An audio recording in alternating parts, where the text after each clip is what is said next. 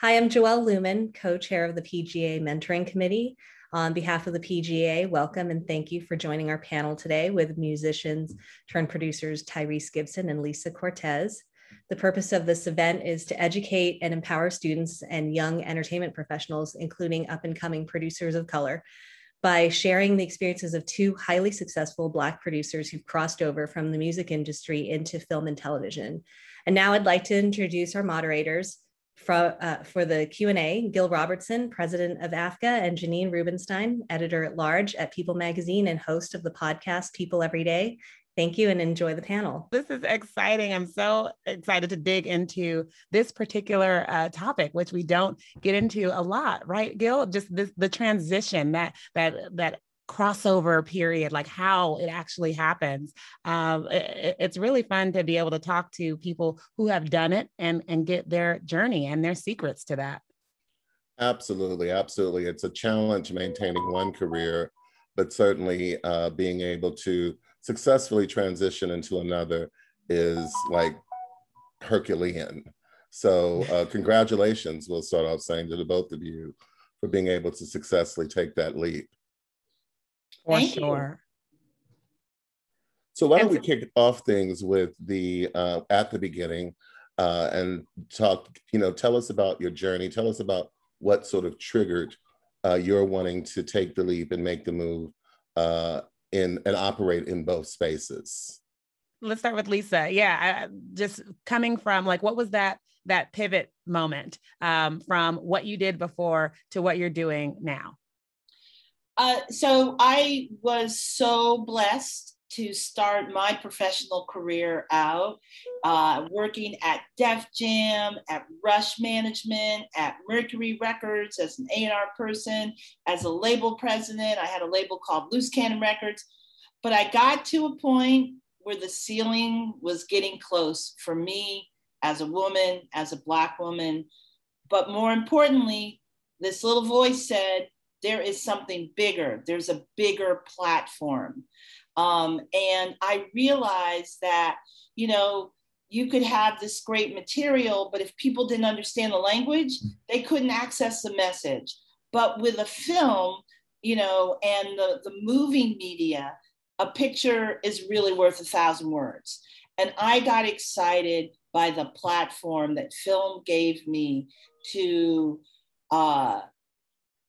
have messages, be of service with my work, and really not have language at all being an impediment. The emotional resonance of a film, documentary or narrative, I've seen it travel around the world. And that was what I decided was going to be the fuel I put in my tank to move from being in the music business into the film business. And what about you, Tyrese? Well, I could say this. My transition into movies, I had no idea. There's a such thing as kind of having a small peek into, or having certain dreams and visions. And then you have these unexpected things that you get thrusted into. And at a certain point, I got to a place where, because I never envisioned or seen myself transitioning into movies and television and acting, I took a lot of it for granted. They often say that if you want to make God laugh, tell him your plans. So as I look at each one of you guys, you're looking at your resumes, your Wikipedia pages, and all that you have done and accomplished. We have to go back to the original question. Well, here's a question that I'd like to pose. When you look at your resume and you look at all that you have done and accomplished and who you've met and who you've worked with and all of the different transitions that you have made, how many of us could actually say that we are doing exactly what we envisioned ourselves doing? Mm-hmm. Or did you get fired and get thrusted into something else? Some people would say, man, I went to jail, or I this and that, and just end up having these unexpected conversations and end up having these unexpected pivots that took you into these places. And a lot of people have gotten degrees and became PhDs or had master's degrees and things that they envisioned themselves doing and end up being the CEO of a company that they don't even have a degree for or a degree in or a background in, and are hugely successful. And so you struggle with, well, I know I'm making all this money, but I'm making a whole lot of money doing something that I never envisioned myself doing. And so that became my story. So, you know, I'm sorry for rambling, but I get very passionate about this stuff. But yeah. No, I love it. I just want to go back to the beginning, at least for me, with you and your journey. I remember the commercial. I remember hearing your voice, but also seeing you on TV. I believe it was Coca-Cola, right? Or was it Pepsi? It was Coca-Cola. It was Coca-Cola. Yeah, that Coca-Cola commercial. So for me, from the beginning, you kind of had this merger of the two worlds, at least in front of the camera. But just when it comes to you know what's strange in my mind, although it was a commercial, I wasn't focused on the fact that it was a commercial. I was focused on the fact that I was doing something where I was able to sing, and it was the Coke commercial that allowed for me to have a 19 record label bidding war that allowed for me to get a record deal. So I had been singing for all of 2 years, and I did the commercial when I was 16, and the bidding war with all the record labels, everyone trying to sign the kid that was singing on the Coca-Cola commercial. So I didn't look at it as a commercial. I didn't look at it as a movie. I didn't look at it as a gateway into movies or television or doing commercials. I looked at it literally as an opportunity for me to sing, and it just so happened to be in a Coke commercial. Got it. You get what I'm saying? It was a means to music, which it was a means, and it was a gateway to music. And I was like, well, who could say that they were able to sing in any capacity and have something to be this popular that actually leads to a record deal? And and I'm gonna be honest with you. I mean, I don't know if everybody on this call seen the Coke commercial, but I'm gonna be honest with you. Even when I got my record deal, I could not believe that someone knew that I could actually sing and I was worthy of an actual record deal, right? I don't know, because you're blowing on that Coke commercial. Well, I mean, wait a minute. I was in the music business. I was one of those people who were bidding to try to sign you because we saw your talent. We saw your genius. You know, it's funny. We talk about these little moments that plant a seed for so much more. You planted an oak tree. Seriously. Come on, Forrest. Let's talk about it. I appreciate you and thank you. I just want to say again, if you want to make God laugh, tell him your plan. Literally, there is no one in the world that could convince me that whatever singing I did in this commercial would create that type of demand or attention and have someone saying, let's not just sign the kid from the commercial, but let's give him a record deal and then release a song and an album. No one could have told me that someone would have put 2 and 3 and 4 together. So I am it was a feeling like God is grabbing me from the back of my shirt, and like a puppet, my legs and my feet is dangling. And I'm just like, I don't know what's going on and where this is all going and why I'm getting all this attention. And it was so humbling and so unbelievable. Nice. It was the first time I'd ever seen over $100 at one time. It was the first time I had ever been invited to any of these rooms and parties and events and meeting all these entertainers and celebrities. I was just like waiting on the shoe to drop. I was waiting on Cinderella to come and take her glass slipper away. And it felt like, if you can imagine going back to the feeling that you had, and I've been saying this a lot, if you look at all my interviews recently from me promoting Faz, I've been saying to people that my life and career has felt like the butterflies that you feel when you went to your prom and you had a limousine to pull up, and you knew that this limousine was either booked for 6, 8, maybe 10 hours. And you're hanging out of the sunroof. You got all your friends, everyone's fully dressed, but you know at a certain point, this limousine is going to go away. I have been in this limousine for over 20 years, and I cannot believe that it all started from a 30-second commercial. I have been rambling and talking for more than 30 seconds, and that was the duration of my Coke commercial. And so who could tell me at 16 years old that there would be a such thing as riding in a limousine and having those same butterflies and in being humble and disbelief that anything would last for more than 30 seconds and still be here for over 20 years. That's a great statement. I love that. That's a great statement, Tyrese. Lisa and Tyrese, why don't you talk about legitimacy and how in the process of making the transition, you have to come up against people who may not take you seriously in this new area, and how you overcame that. I'm so interested in that, especially Lisa with the Apollo. I mean, a story that, a documentary that was just so huge. I was at the Tribeca Film Festival premiere of the Apollo, and I wrote it up for the magazine for a few pages just because it was so amazing, and just pulled in so much history, and it just reminded you of just the juggernaut that building is, and that cultural that force is, and you were behind that film. And I'm wondering what it took for you as a producer to kind of, I don't know, to bring all of that together and make something that is just kind of a Black space, a tradition, bring it to the masses in that way, and have everyone realize and recognize that this is an American iconic situation. Well, I all praises to my parents, because they gave me my structural integrity.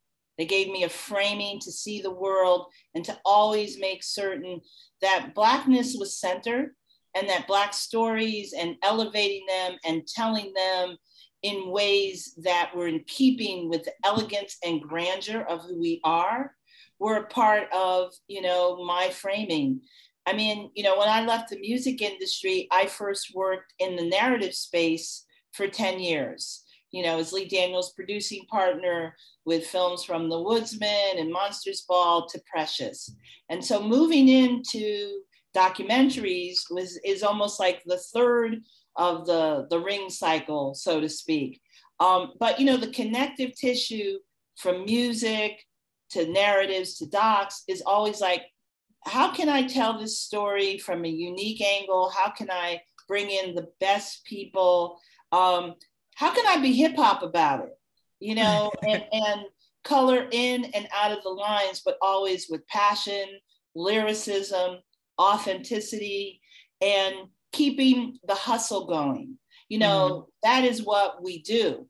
Because, when I got into music and I got into film, I didn't have an uncle, cousin, etc. I didn't, have an in at an agency or, any of the things that people talk about as their building blocks.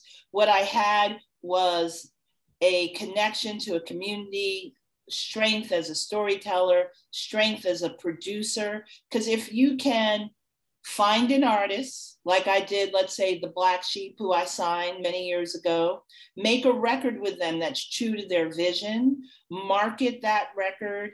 Well, that's kind of, and stay on budget, deal with business affairs. That part. That's all of the stuff that I do as when I'm producing a project, is honoring the voice, getting it done, and into the marketplace. And so, the biggest thing I had to convince people is that I had skills from the music business as a creative executive that were transferable to making a film. And that, and I did a lot of hustling. I didn't go jump from music to film right away, but I went and worked on student films. I went back to film school. I helped, young filmmakers out. I put panels together for Urban World Film Festival and saw every film that was there. So, it's for people who are watching this, they see the end product. Sometimes they don't see the journey. Yeah. And the journey is one that if you have hustle, passion, you're doing your homework, forever a student, you're, as Tyrese said, it's like God's gonna make us laugh. There's a wink moment happening that's gonna take us where we never saw when we were just standing on this little teeny, portion of land, not seeing that we own the farm. Right. I'm gonna pass the mic to you. I love when you speak. I love your voice. I hope to work with you one day. Congratulations on everything. We're never too mature to hear congratulations. So I'd like to echo some of your sentiments by saying, and I'm always very honest, and I'm a bit of a storyteller with the way I talk, because I love to reel people in and make sure that I'm being very specific about my answers. So I will echo some of your sentiments by saying, when God thrust you into these unexpected rooms and unexpected places and pivots and career moves, sometimes you can be so humbled by it that you disappear. At a certain point, I had to realize that I go back to like operating and specifically functioning from a place of being in disbelief. And when you're operating from a place of disbelief, you're pretty much willing to take anything that anybody dish out. Your team, your surroundings, your entourage, your managers, agents, lawyers, whatever they're negotiating, whatever they're doing, you're in disbelief that any of it is happening anyway. And you're on the receiving end of whatever they want to do to your life and your career. So it starts feeling like your life and your career is a rental car or a limousine, and it's fleeting and it's going to go away.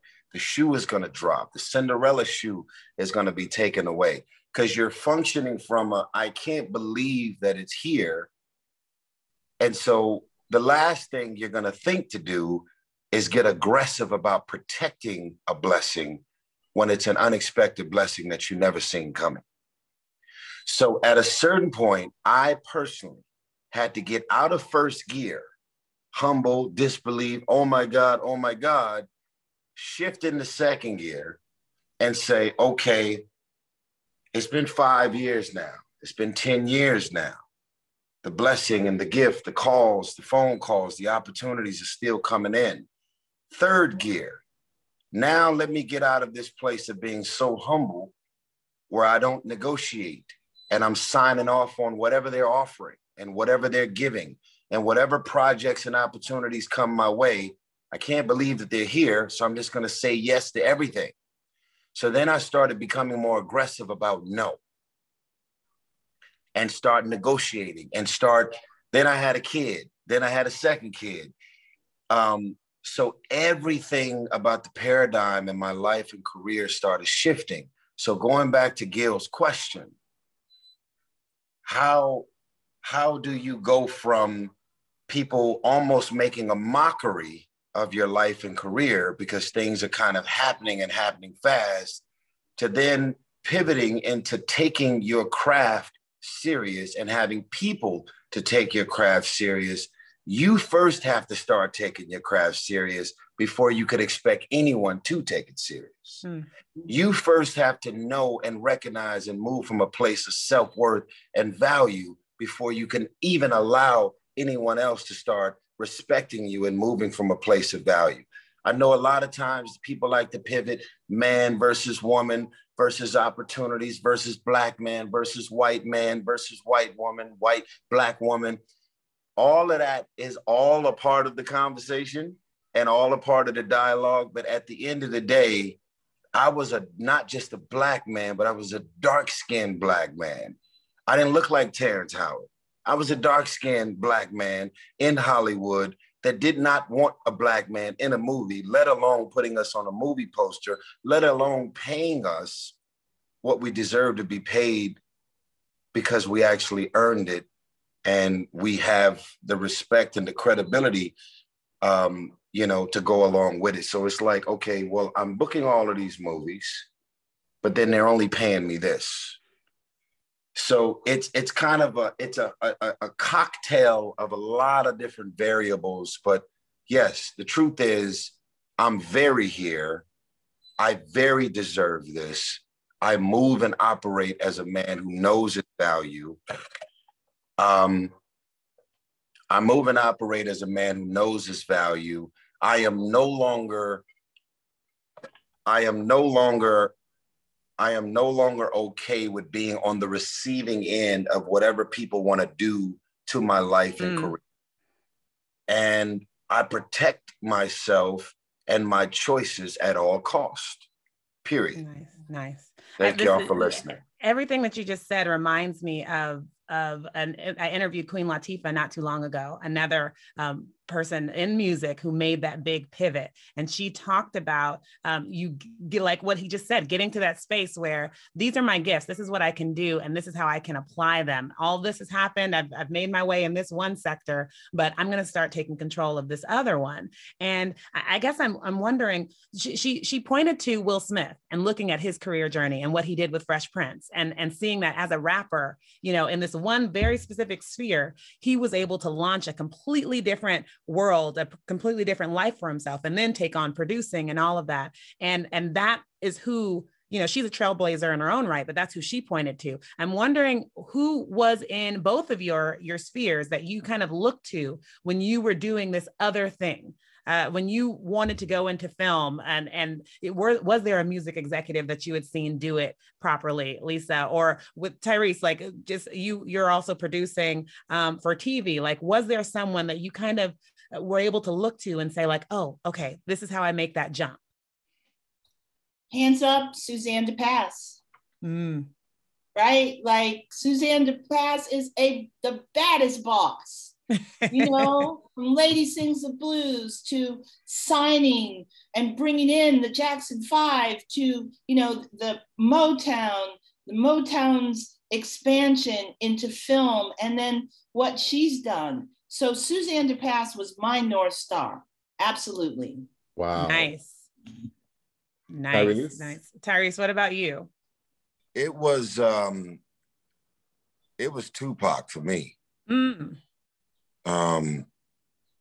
Because I love Will Smith, obviously, for too many reasons, but I'm from South Central LA. So Will Smith as a rapper and all that he did and whatever level of success he went to, as a kid, I never put 2 and 3 and 4 together. Like, oh, he's a rapper that became an actor and he's an actor that became a movie star. I never put 2 and 3 and 4 together. For me, Tupac had all of the street credibility. He was ghetto, he was hood, and then he was a rapper that fell on my personal radar, in the hood. So I was able to see him transition from rapping and music into film. And then the other person, obviously, for me was Ice Cube. So even before Tupac was Ice Cube. And so, when you got Ice Cube with Straight Outta Compton, Crazy Mother named Ice Cube, and he's rap WA, and he's looking the way all my homies look in the hood with greasy hair and wearing Chuck Taylors and Ben Davisons and 6'4" Impalas and women and selling dope and weed. And that was my blueprint when I was in Watts in South Central LA. So Will Smith wearing, neon colors and wearing hats and parents don't understand, whatever that was, did not fall on my personal radar for me to look at that and look at that as a model. To say, oh, I want to be like him because he transitioned from one to the next. So between Ice Cube and Tupac, for me, they kind of opened that window and had me thinking like, wow, it's possible to go from one to the next and have people to take you serious. Nice. And I should know it's Tupac. It would have been Tupac's 50th birthday today as well. Jesus. Wow. Jesus. Mm-hmm. And Tyrese, talk about the impact that John had on you in moving into this space and how that came about. Yeah, well, John, that's a good question, Gil. John basically, like Ice Cube, I mean, me and Ice Cube literally had a conversation at his memorial that was at USC. And we was just backstage talking before we went out to go and give a speech. And he just said, John Singleton damn near annoyed the hell out of him because he just pursued him. And he did the same thing to me. And everybody could tell that story. When John knew that you had something, when you're an actor, when you're singing or you're rapping and you're in the music business and he believes that you have what it takes to make the transition, he was unbearable about his pursuit. I mean, I'm focused on Sweet Lady. I'm running around singing lately. I'm doing all that I'm doing. And the last thing that fell on my radar on any level was anything that had to do with music. I mean, with movies. And so he basically said when Tupac got killed, he said he had wrote the movie Baby Boy for Tupac, and Pac got killed, and he basically put the movie on the shelf and was done with it. He was depressed, he was sad. Him and Pac were the best of friends. They did Poetic Justice together, blah, blah, blah. And he said to me, you're the only person I've met that reminds me of Pac. You're an alpha, you're strong, you're articulate, you're outspoken. You know, I've always been vocal and controversial about speaking up long before Black Lives Matter. Black lives have always mattered. And I've never been the type of artist that gets quiet and sit on my hands, and I'm not out marching and on the forefront of the drama, ready to put the boots on and speak up and speak out about things that matter. So John recognized that in me, and he said, you remind me of Pac. And then rest in peace, Afeni Shakur said the same thing. Everybody running around trying to be like my son, but you're the only one that really reminds me of my son. Oh. So John wanted me to play Baby Boy, Jody, because he had Pac in mind. He got killed, he shelved it, and then the journey began. But It took him almost 5 years of pursuing me and trying to talk me into doing movies. And I was avoiding this man like the plague. The crazy thing is this, and people don't know this, the first movie John tried to put me in was actually Shaft. And they shot the movie, as you know, in New York. And at the time, I was actually an on-air personality for MTV. And John was like, I want to put you in Shaft. We're going to do Baby Boy after we do Shaft. And I want you to do this role.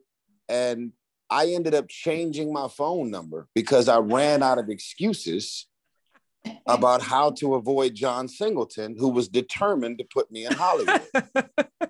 And wow. Ice Cube told the same stories. Wow. And so here's something else that me and Ice Cube shared. And then I'm going to shut up. I'm sorry I'm over talking. Me and Ice Cube both said that one of our biggest fears for transitioning into doing movies is we didn't want any of our homies in the hood to call us Hollywood. So you'll notice that Ice Cube's first movie was a ghetto hood movie called Boys in the Hood. My first movie was Baby Boy, which was all in the hood.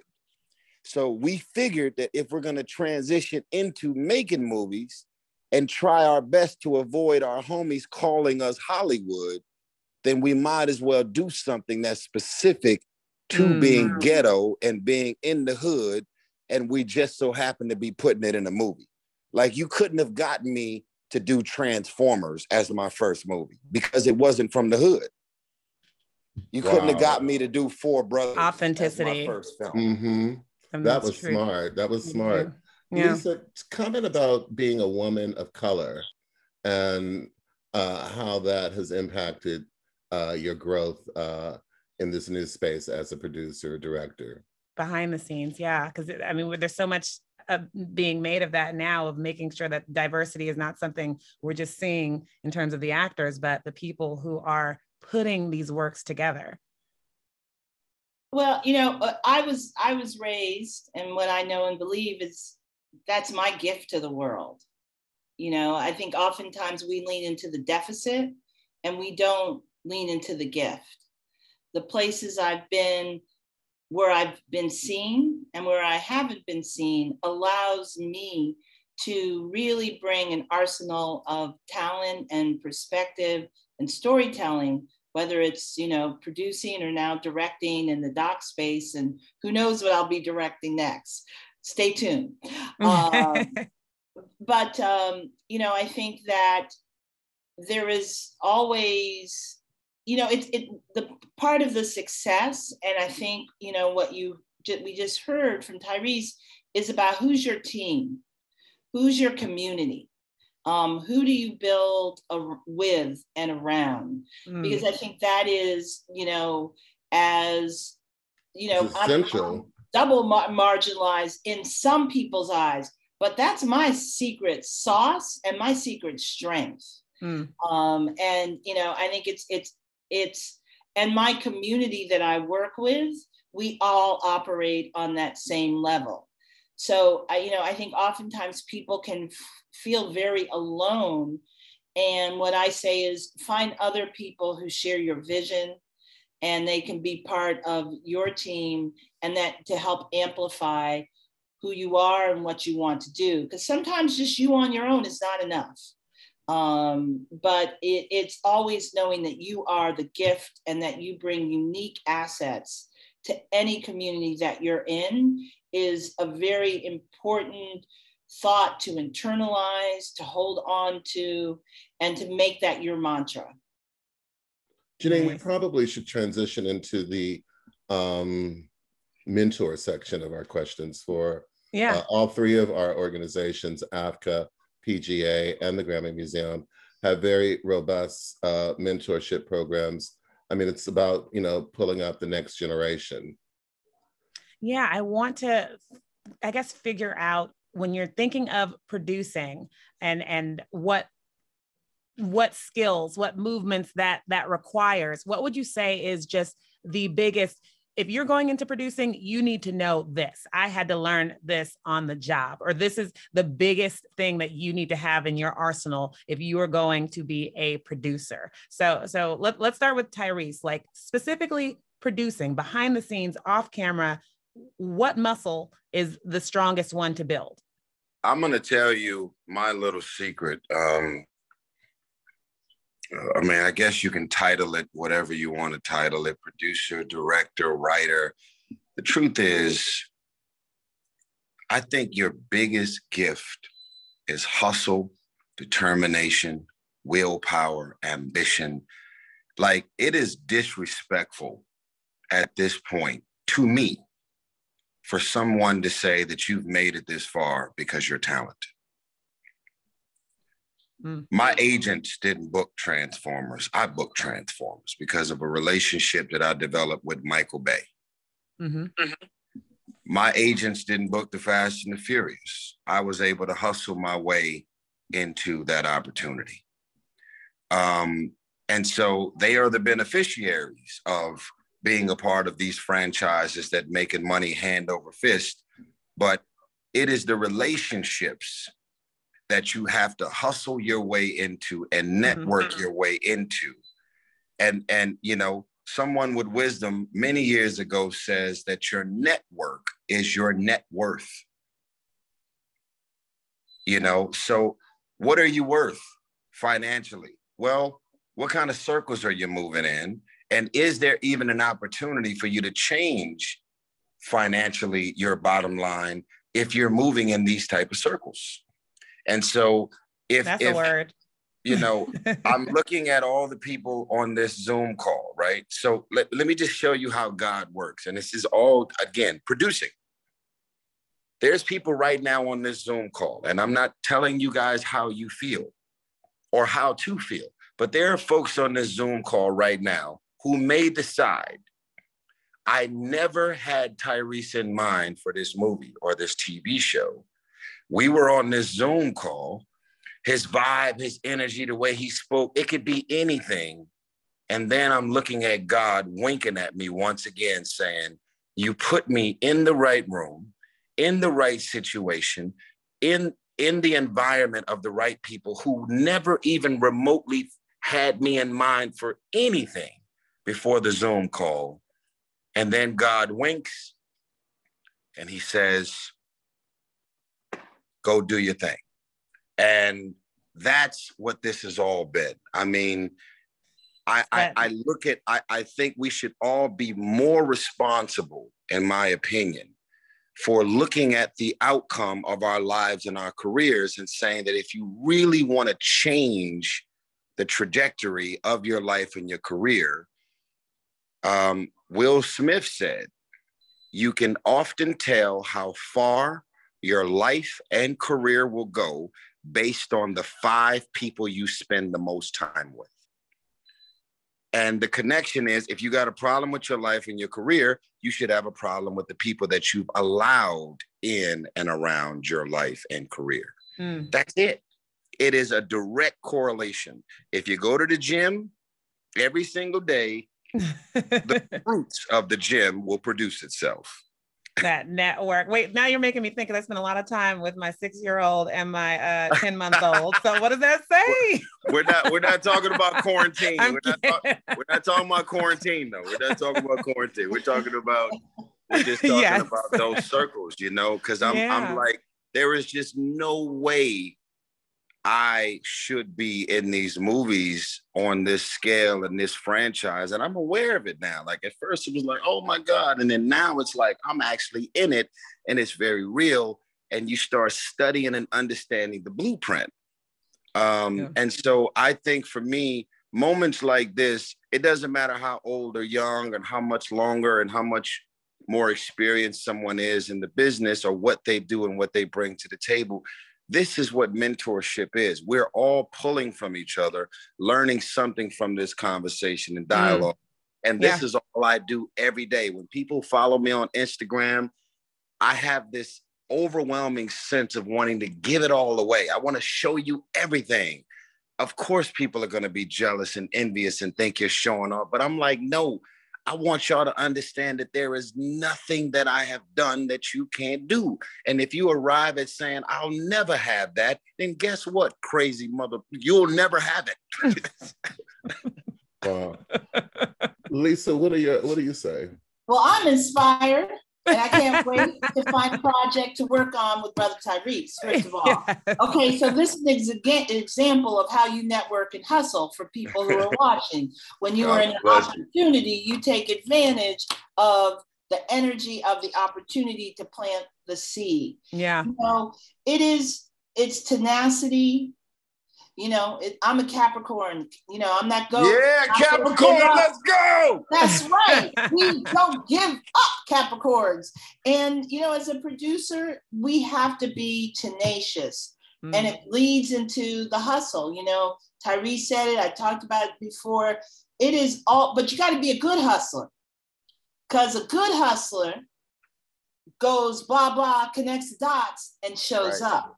And shows up. You know, and follows through, because the hustle that we do is raising the funds, pivoting when the star drops out 2 days before and you got to figure out your plan B and C. Your hustle is, how do you bring and excite your team to give 100%, because you're going to give 300%. So, you know, I think it, like, hustle and pivot and tenacity come in a package for me, because they all feed off of one another. And when we are producing, when we are trying to support artists, create safe sets, create sets where there are people who look like us on there. We have to lean into all of those skill sets to make that it happen, and because it can happen, and because we are there, the talent is there. So don't take the easy, don't be a weak hustler, be the best one. Like, make the coins and make the art in equal measure. I love that. Ooh, come on. Capricorns. The Capricorn takeover. You had him at Capricorn. Capricorn takeover, Tyrese. Right. Me and LeBron James got the same birthday. When's your birthday? December 30th. Okay, I'm the 24th. So I'm God. Capricorn.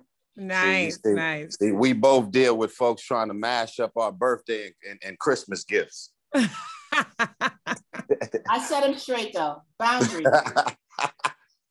So guys, I think literally, if you get out of this place and space, and I'm not saying this to anybody on the phone, if you get out of this place and space of victimization, self-pity, self-doubt, self-sabotage, and self-defeat, soon as you pray your way into an opportunity, even though you prayed for it and God delivered on it, you figure out a way to talk yourself out of it when it's what you've asked for, because a lot of us have been raised to think and believe that we're not worthy of things, or we may have picked up certain patterns and habits from our parents in and around them sabotaging everything. And it's something that gets passed on. I am the first millionaire in my family. I'm the first homeowner in my family. I'm the first person who only had kids after he got married. Rather I divorced or not, I waited till I got married, then I had kids. I'm the only person in my family that doesn't drink and smoke and use drugs. I'm the only person in my family that has never allowed anything or anyone to compromise my spirituality or sexuality that's tied into an opportunity to say, oh, you got to do this or be a part of this in order for your career to get to that next level. I have put my knees on the ground. I have praised the Lord Jesus Christ every step of the way. And I have gotten off my knees praying and walked into hustling and networking and socializing. And I have witnessed my net worth change because my network changed. And nobody gave me nothing. There is no clique, no entourage, no camp. I was not signed to P. Diddy as an artist at Bad Boy, where I had Biggie Smalls and 112 and Faith Evans, everyone rapping all on my album. I've been flying solo. I've had to do it. And I've had to do it the hard way. And nobody gave me anything. And I just think when it comes to mentorship, as Gil spoke on earlier, that's been my message from the beginning. I was raised by an alcoholic of 27 years. My father was an alcoholic and a crackhead, still drinking and using drugs to this day, my father. Never was in my life. That's why I'm so committed to being a father, because my father wasn't there for me. So you find yourself saying, I'm either going to contribute to the narrative, which is my upbringing, or I'm going to change the narrative. So I know I'm one of one. I know that God has definitively said, this is what I have in mind for you. You can sabotage this all and mess it all up, or you could walk boldly into this unexpected blessing, figure out a way to own the car and not treat it like a rental car, and keep moving. And so as much as I'm in disbelief, meaning I'm humbled by this long extended limousine ride, I also have decided to own the blessing. And I'm looking at this limousine like, yeah, I'm in this damn limousine and it ain't going nowhere. You better preach, Tyrese. Preach, yes. Lisa, we're going to give it to you for closing remarks. Any kind of parting advice, inspiration that you'd like to share with the young people? I can't follow. I can't follow Brother Tyrese. You know, I'm on the junior usher board. Okay. I hope to make it to the senior usher board very soon. But you know what? I will echo that it is God's grace. And leaning into God's grace, and always for me thinking, how can I be of service with my work? Because that is the light that people see in the work. The people see the light that because I am, they can be too. And I can only do that through grace. So that's all I can say from the junior usher board. I love you guys. This was so awesome. Thank you. Yes. I mean, I know all of the young people learn, but I learned so much and I feel so inspired. And I'm gonna be calling and texting all of y'all for stepping into my grace and opportunity and all that. So thank you. Absolutely. Grace is when God does for you what you don't deserve. That's what grace is. Nice. Grace when God does for you what you know you don't deserve. It's like, really? And we're lucky. We're all blessed and lucky, all of us. I just want to say in closing, as I get off, because I got to go, congratulations to everybody on the panel for all that you have done. Even if you don't get recognized or don't ever have people getting on the mic, shouting you out and giving you all the props and love that you deserve, you have some way, somehow had a hand in giving someone permission to be great. Just congratulations. You're hearing it from me. Just keep doing what you do, even if no one's singing your praises and shouting you out on Instagram. Just keep flying, keep rocking. I know what I do every day, and I'm proud. I have these type of conversations with anybody willing to listen, because I feel this overwhelming sense of wanting to give it all away, because it's been so good to me. How could I be insecure and in fear of somebody else winning from wanting to keep it all to myself? So thank y'all very much for having me on this. Absolutely. Well, that's my tweet for today. Tyrese just told me congratulations. So I'm right. We're gonna run cash that check right now. Yeah. Tyrese and Lisa, on behalf of the African American Film Critics Association, the Producers Guild of America, and the Grammy Museum, we thank you for your time. Both of you have a wonderful day, and we appreciate your contributions to this program. Thank you all. Appreciate it. Guys, so much. Thanks, guys. Have a good one. Good to see you, Gil. Good seeing you, buddy. All right. God bless you guys. Bye-bye.